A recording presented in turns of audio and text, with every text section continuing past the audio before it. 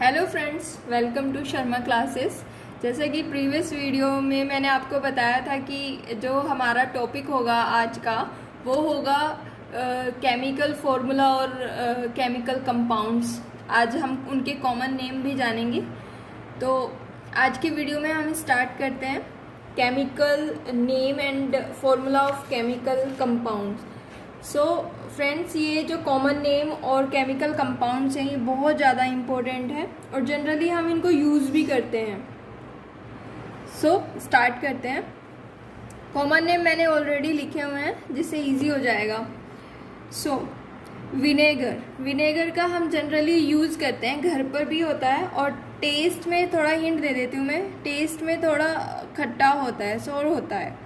तो vinegar acid है एक, आपने कॉमनली यूज़ भी किया होगा या सुना भी होगा, जिसको हम हिंदी में बोलते हैं सिरका।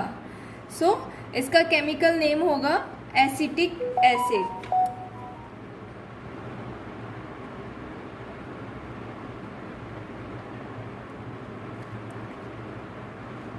और इसका जो फॉर्मूला होगा वो होगा CH3COOH।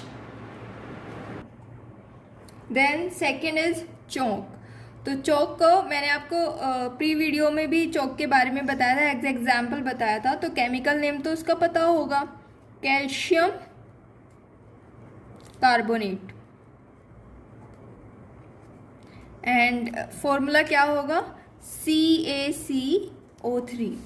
अच्छा, जनरली चौक को हम मार्बल भी बोलते हैं, तो इसको मैं एज अ बोल सकती हूँ कि चौक या फिर मार्बल।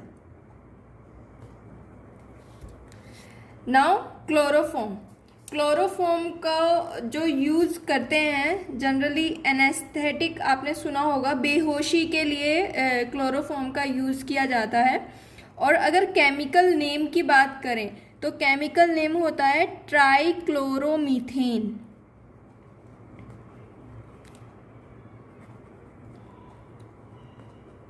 सो ट्राइक्लोरोमीथेन CHCl3। ट्राइक्लोरो यानी कि क्लोरीन के कितने, 3 atom. Okay, now next one is March gas. March gas को तो सभी जानते हैं, ये एक ग्रीन हाउस गैस इफेक्ट जो होती है, उसमें जो गैस ग्रीन हाउस इफेक्ट को प्रोड्यूस करती हैं, तो यही गैस है ग्रीन हाउस गैस। कौन सी होती है, मीथेन गैस। वैसे तो और भी होती हैं लेकिन मार्च गैस में मीथेन का यूज, और इसका chemical formula CH4। Now the laughing gas. Laughing gas होती है नाइट्रस ऑक्साइड। केमिकल नेम की बात करें तो नाइट्रस ऑक्साइड, और जो इसका फॉर्मूला होगा वो होगा N2O। इसको नाइट्रस ऑक्साइड को लाफिंग गैस इसलिए बोलते हैं क्योंकि ये एज अ पेन रिलीफ के फॉर्म में यूज़ की जाती है। नाउ मोर सॉल्ट का जो केमिकल नेम है वो है ammonium ferrous sulphate. Ammonium ferrous sulphate.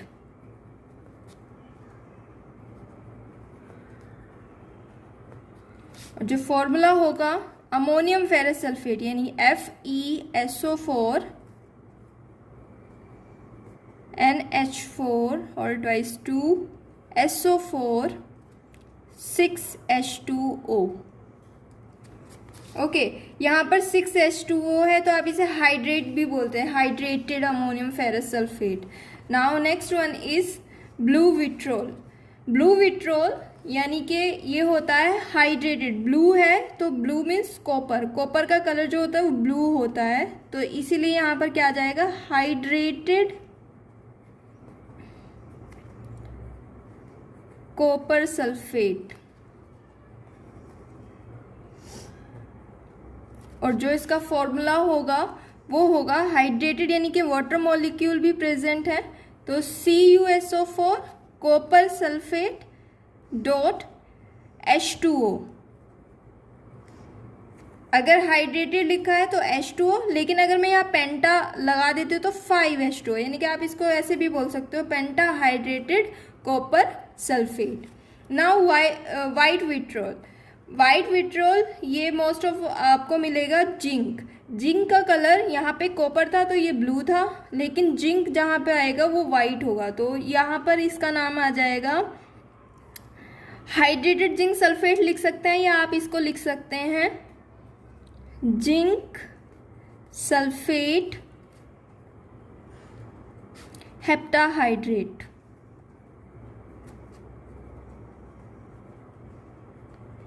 Heptahydrate हम इसलिए लिख रहे हैं, हेप्टा मीन्स 7, ओके, पेंटा यानी कि 5, तो यहाँ पर आ जाएगा zinc ZnSO4.7H2O। Okay, IUPAC name जब आप बनाते हो तो उसमें 1 कार्बन या फिर ये आता है ना, तो उसके अकॉर्डिंग है ये। ग्रीन विट्रोल, ग्रीन विट्रोल में आ जाएगा, ग्रीन कलर होता है फेरस का, तो इसका आ जाएगा ferrous sulphate heptahydrate. Again hepta, it means 7H2O, FeSO4.7H2O। Now next is sugar. तो शुगर को जो इसका केमिकल नेम अगर देखें तो इसको बोलते हैं सुक्रोज से आइडेंटिफाई करते हैं, और जो इसका फॉर्मूला होता है वो होता है C12H22O11। नाउ वर्मिलियम, वर्मिलियम जो होता है ना वो होता है mercuric sulphide.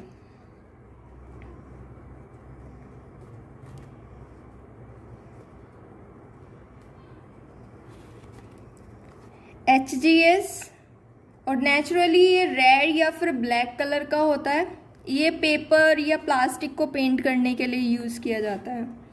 Now next one is washing soda. तो वॉशिंग सोडा जो होता है इसका फॉर्मूला 10th स्टूडेंट को पता होगा, सोडियम कार्बोनेट।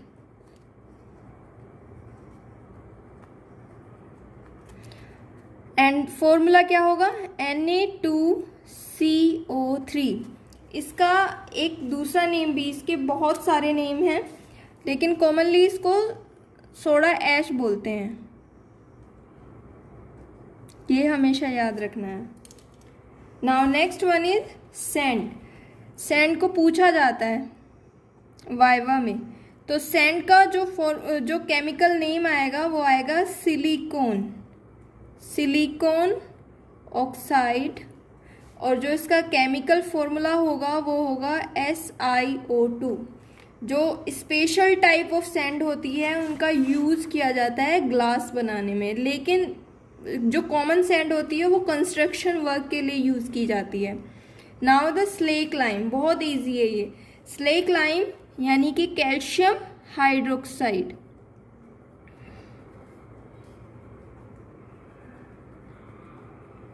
और इसका जो फॉर्मूला होगा वो होगा CaOH whole twice, right. Quick lime का जो फॉर्मूला होगा वो होगा calcium oxide CaO। Now potash alum, इसका जो केमिकल नेम होगा वो होगा पोटेशियम एल्यूमिनियम सल्फेट।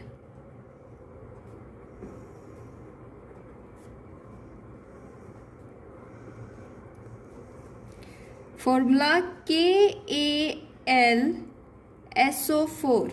आपने देखा होगा जो ये आफ्टर शेव यूज़ किया जाता है इसी के लिक्विड को यूज़ किया जाता है।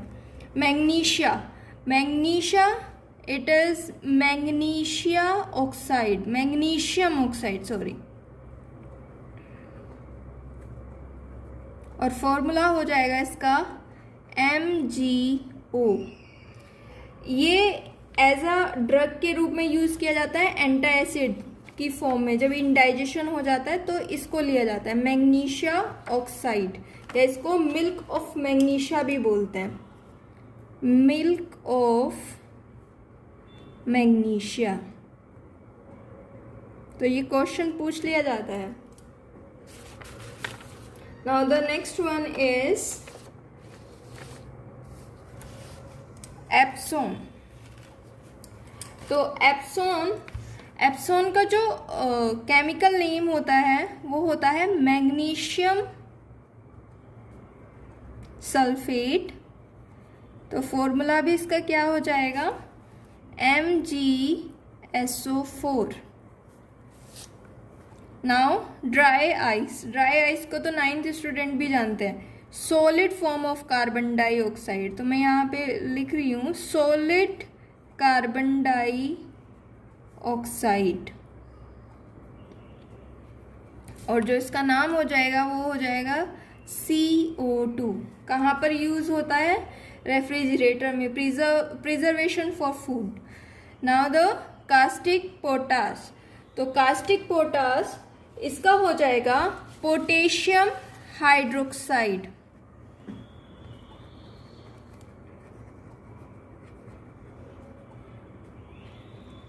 और फॉर्मूला पोटेशियम KOH। क्लियर। इसका आपको पता ही होगा, डिटर्जेंट में यूज़ किया जाता है, लिक्विड फर्टिलिटी के लिए, फर्टिलाइज़र बनाने में यूज़ होता है। ऐसे ही कास्टिक सोडा। तो कास्टिक सोडा यहाँ पे कास्टिक पोटाश यानी कि पोटेशियम हाइड्रोक्साइड, और कास्टिक सोडा यानी कि सोडियम हाइड्रोक्साइड। तो hydroxide it means OH, sodium NaOH। Now gypsum. तो जिप्सम इसे 10th वाले स्टूडेंट तो अच्छी तरीके से पता होगा, calcium sulphate dihydrate. Calcium sulphate CaSO4, dihydrate means 2H2O। Clear. Plaster of Paris, ये दोनों एक दूसरे से रिलेट करते हैं। प्लास्टर ऑफ पेरिस इसका आ जाएगा calcium sulphate hemihydrate. Hemihydrate means half.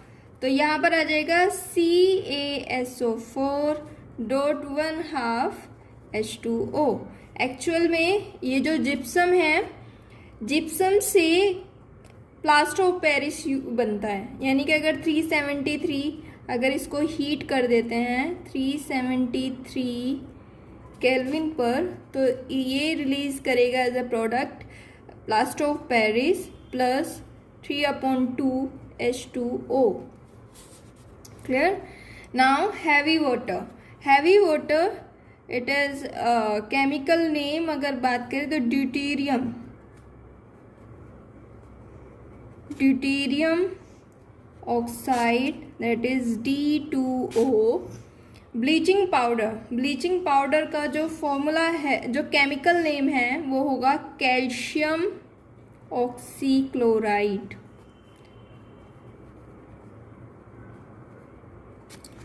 और इसका जो फॉर्मूला हो जाएगा वो हो जाएगा कैल्शियम यानी कि CaOCl2। कहाँ पर यूज़ होता है ये सभी जानते हैं, लॉन्ड्री में यूज़ किया जाता है, और जर्म्स और बैक्टीरिया को किल करने के लिए किया जाता है यूज़ इसका। Now glycerol. तो ग्लिसरॉल का जो केमिकल नेम होता है वो होता है प्रोपीन ट्राइओल।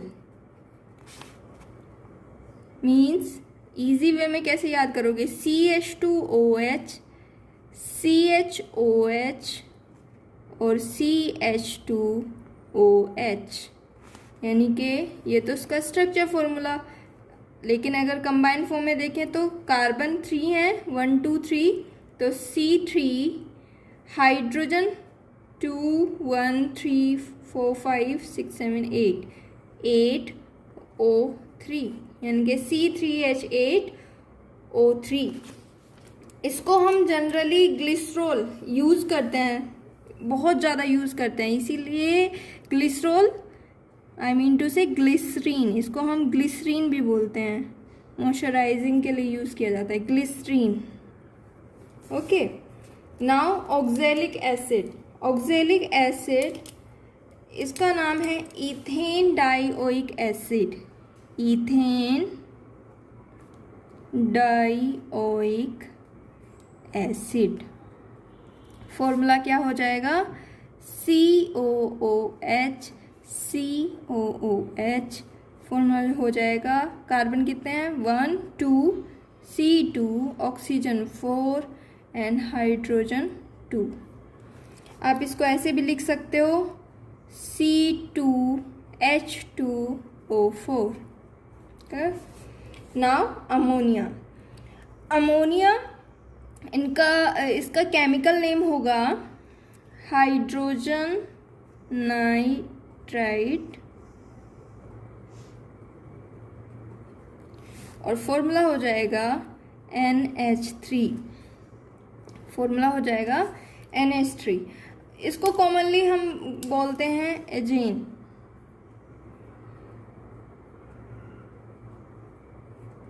ये याद रखना है, किसी भी नाम से आ जाएगा, अमोनिया के नाम से भी आ जाएगा और एजेन के नाम से भी आ जाएगा, या फिर हाइड्रोजन नाइट्राइड के नाम से भी आ जाएगा। Okay, now glucose. ग्लूकोज को केमिकली हम क्या बोलते हैं? डेक्सट्रोज। और फॉर्मूला क्या होगा? C6H12O6।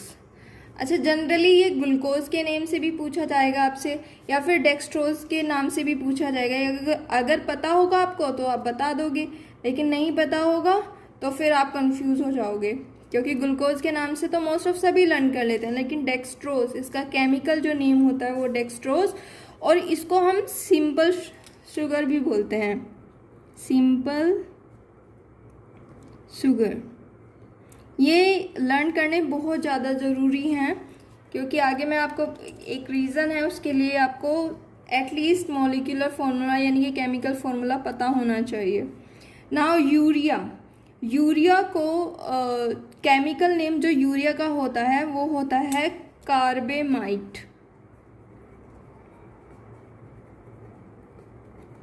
और formula NH2CONH2। Okay, now formaldehyde. Formaldehyde को फॉर्मेल्डिहाइड ही बोलते हैं, बट मार्केट में ये आता है फॉर्मेलिन के नाम से।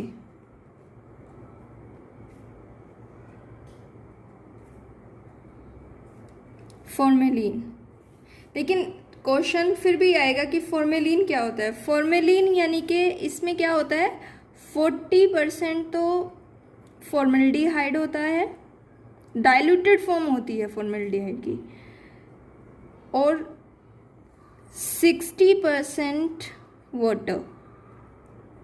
आप ये टॉयलेट वगैरह में भी यूज़ करते हो, जो रेड कलर की बोतल में आता है हार्पिक, वो यही होता है फॉर्मेलिन, और इसका फॉर्मूला होगा HCOH। Now next thinner. Thinner का भी यूज़ करते हैं हम मोस्ट ऑफ घर पर। एसीटोन। तो एसीटोन का फॉर्मूला होगा CH3COCH3। Clear? Now ethyl alcohol. Ethyl alcohol का केमिकली हम इथाइल अल्कोहल ही बोलते हैं, लेकिन इसको आपको मैं इसकी एक आइडेंटिफिकेशन बता देती हूँ। C2H5OH जो हम बियर वाइन में जो यूज़ किया जाता है एज ए अल्कोहल, वो यही होता है इथाइल अल्कोहल। ओके, बस ये अमाउंट पे डिपेंड करता है। वाइन में लेस अमाउंट में होता है, वाइन में लेस अमाउंट, एंड बियर में हाई अमाउंट में होता है।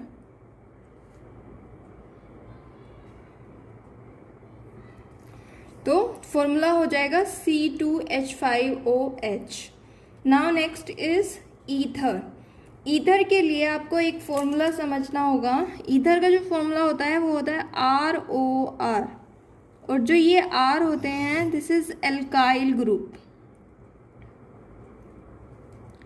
एल्काइल ग्रुप, और एल्काइल ग्रुप को आप CH3 भी ले सकते हो और C2। जैसे मैं बता देती हूँ, अगर मैं एल्काइल ग्रुप लेती हूँ CH3 तो मेरा ईथर हो जाएगा CH3O CH3।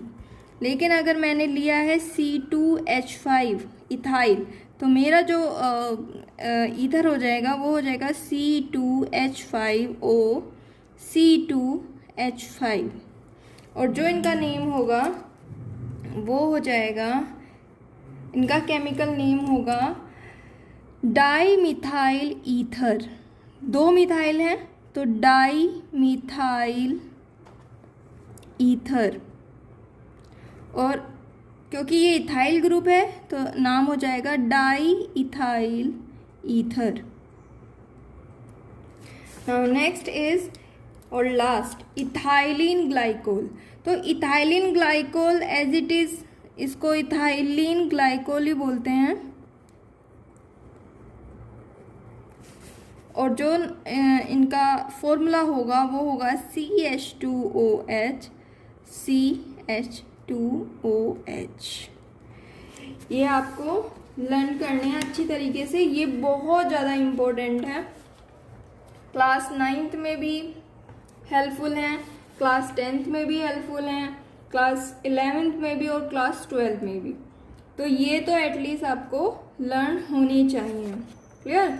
अब इनसे रिलेट ये क्यों इम्पोर्टेंट है ये मैं आपको अभी बताती हूँ। अभी मैं स्टार्ट करती हूँ एक न्यू टॉपिक इसके बाद, that is molecular mass. Molecular mass, इसको हम मोलर मास भी बोलते हैं और डिनोट करते हैं कैपिटल M से। लेकिन मोलर मास को और मोलिकुलर मास को समझने के लिए आपको पता होना चाहिए एटॉमिक मास। सबसे पहले हम इसको ही देख लेते हैं, एटॉमिक मास। एटॉमिक मास मैंने प्री वीडियो में आपको बताया था, एटॉमिक मास को किससे रिप्रेजेंट करते हैं या डिनोट करते हैं, A से। तो एटॉमिक मास यानी कि एटम का मास। और what is atom? Atom it is a smallest component of any element, smallest component of an element, right? इसको समझने के लिए सपोज मैंने एक छोटा सा ये डॉट लिया है और इसको हम मान लेते हैं 1 एटम या 1 मोल ऑफ एटम। क्लियर? तो ये स्मॉलेस्ट यूनिट जो एलिमेंट की है वो क्या है, एटम। और ये किससे रिलेट करती है, मॉलिक्यूल से। हाउ? क्योंकि मॉलिक्यूल कब फॉर्म होते हैं, when this atom combine with another atom. यानी कि अगर मैं इसको सेम ऐसे ही एटम से कंबाइन करती हूँ तो क्या बन जाएगा, बन जाएगा मॉलिक्यूल। यानी कि ये 2 डॉट पास आ जाएंगे, कंबाइन हो जाएंगे आपस में, और उसको हम नाम देंगे मॉलिक्यूल। क्लियर? अब अगर इस एटम का मैं मास ले रही हूँ, क्योंकि एटॉमिक मास की बात कर रहे हैं, तो हमने एटम एटम कंबाइन होकर क्या बना रहे हैं, मॉलिक्यूल। लेकिन अभी हमें मास देखना है, तो इस एटम का मास सपोज आप मैं ले रही हूँ 18 AMU। क्लियर? अगर इसका 18 है तो ये भी तो सेम है, इसको भी मैंने क्या लिया, 18 AMU। आपस में कंबाइन होकर के कितना टोटल मास आया, 32 AMU। यानी कि यहाँ पर क्या ले रहे हैं हम, एटॉमिक मास, और यहाँ पर क्या लिया हमने, मॉलिक्यूल। यानी कि ये क्या है, ये है मॉलिक्यूलर मास।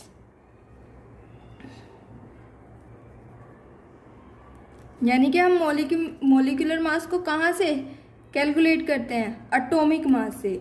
अगर हमें एटम्स का मास पता होगा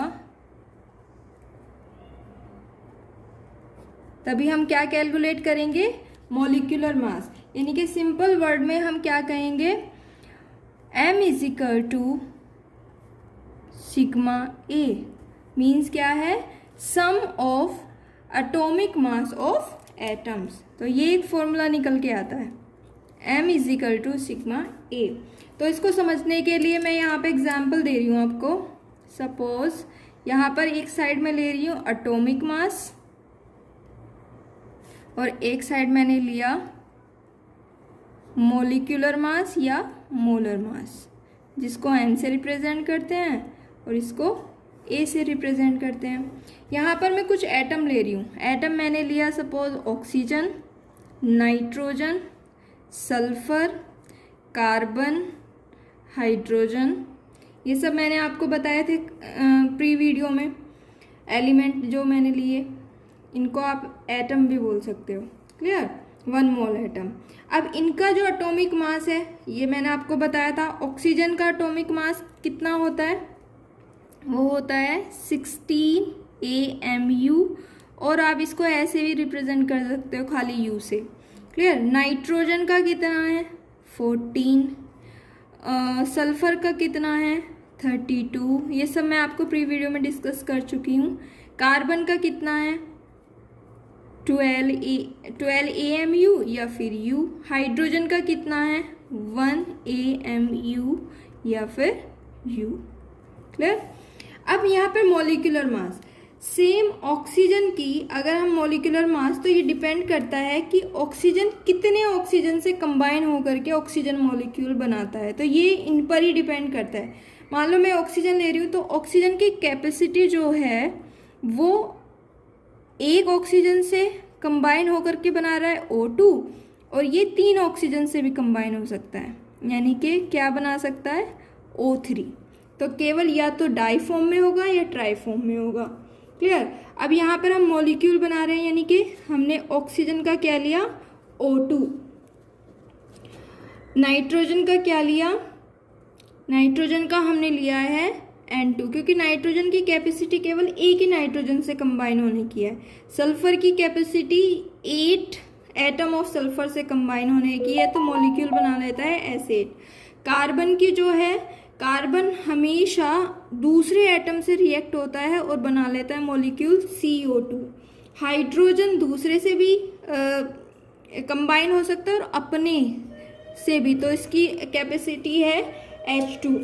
तो यहाँ पर अगर मैं इनकी बात करती हूँ मॉलिक्यूलर मास की, तो ऑक्सीजन का मॉलिक्यूलर मास अगर हमें कैलकुलेट करना है तो यहाँ पर देखिए एक एटम का मास कितना है 16, तो 2 एटम का मास कितना हो जाएगा 2 × 16 = 32 AMU, क्लियर।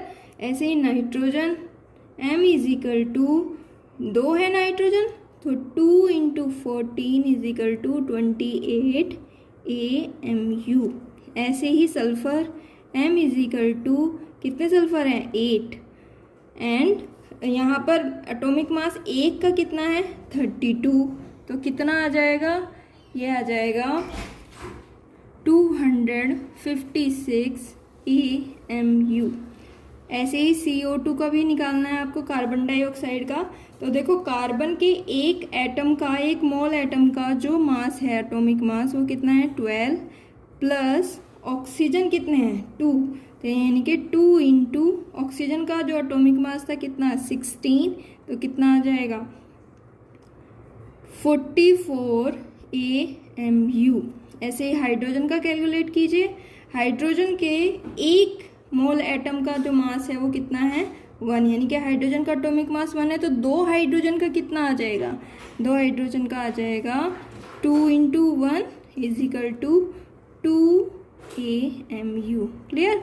अब मैं आपको क्वेश्चन दे रही हूँ, अगर आपको मॉलिक्यूलर मास निकालने आ गए हैं तो ओके, ये 36 हो जाएगा,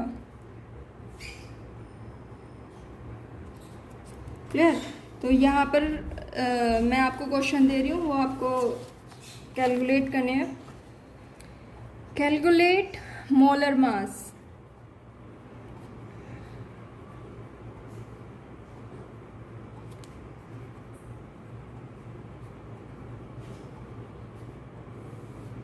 और मोलर मास किस किस के, first urea, second water, third vinegar, fourth ethyl alcohol.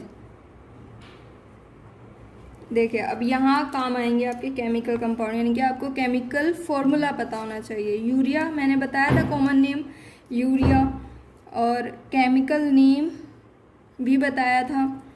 तो अगर इसका केमिकल फॉर्मूले की बात करें तो केमिकल फॉर्मूला क्या होता है, NH2CONH2।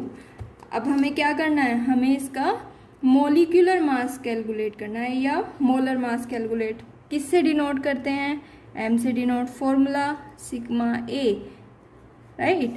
अब कैसे आप इसको प्रेजेंट करोगे, तो हम प्रेजेंट करेंगे M NH2CONH2 is equal to sum of atomic mass. Nitrogen का एटॉमिक मास कितना होता है, 14 AMU प्लस हाइड्रोजन का कितना होता है 2 × 1U लिख सकते हो या 1 AMU भी लिख सकते हो, प्लस कार्बन का कितना होता है 12U प्लस नाइट्रोजन का अगेन, नाइट्रोजन का कितना होता है ऑक्सीजन का कितना होता है 16U प्लस नाइट्रोजन का अगेन 14U एंड हाइड्रोजन का कितना आ जाएगा, 2 हाइड्रोजन है तो 2 × 1U।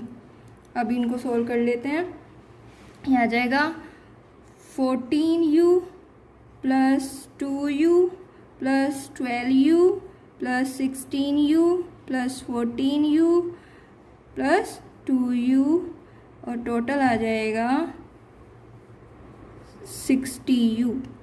क्लियर। तो ऐसे मोलर मास निकलता है, यानी कि M NH2CONH2 is equal to 60U। ऐसे ही आपको वाटर का निकालना है, तो वाटर का मैं बता रही हूँ फॉर्मूला क्या आता है H2O। क्लियर।